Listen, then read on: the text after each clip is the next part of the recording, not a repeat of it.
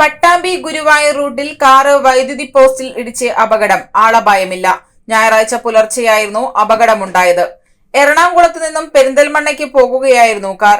ഞാങ്ങാട്ടിരിക്ക് സമീപത്ത് വെച്ച് നിയന്ത്രണം വിട്ട കാർ ട്രാൻസ്ഫോമർ സ്ഥാപിച്ച ഇലക്ട്രിക് പോസ്റ്റിൽ ഇടിക്കുകയായിരുന്നു. ഡ്രൈവർ ഉറങ്ങിയതാണ് അപകടത്തിന് ഇടയാക്കിയത്.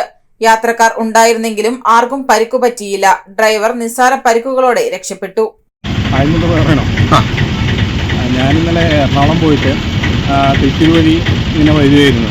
അപ്പോൾ വരുന്ന സമയത്ത് വണ്ടിയുടെ ചാർജ് ഏകദേശം കഴിയാറായപ്പോൾ തൃശ്ശൂർ ഇറങ്ങി ചാർജൊക്കെ ചെയ്ത് ചായയൊക്കെ കുടിച്ച് ഫ്രഷായിട്ടാണ് വന്നത്, മുഖമൊക്കെ കഴുകിയിട്ട്. പിന്നെ ഇവിടെ വന്നപ്പോഴേക്ക് ഏകദേശം ഒരു മണിയായ സമയത്ത് 1:30 ആയിട്ടാണെന്ന് തോന്നുന്നു. 1:30 ആയപ്പോൾ പെട്ടെന്ന് കണ്ണൊന്ന് അടഞ്ഞപ്പോഴേക്കും പെട്ടെന്ന് കൺട്രോൾ പോയി ഇരിക്കുകയും ചെയ്തിട്ടുണ്ട്. ഭാഗ്യത്തിന് ടാറ്റയുടെ വണ്ടി ആയതുകൊണ്ട് ബിൽഡ് ക്വാളിറ്റിയൊക്കെ നല്ല ബിൽഡ് ക്വാളിറ്റി ആയതുകൊണ്ട് ഒന്നും സംഭവിച്ചില്ല. കൈക്ക് ചെറിയൊരു പൊട്ടൽ മാത്രമേ സംഭവിച്ചുള്ളൂ. വേറെ എൻ്റെ കാലിനോ വേറെ ഒന്നിനും സംഭവിച്ചില്ല. എയർ ബാഗ് പെട്ടെന്ന് തന്നെ ഓപ്പണായി.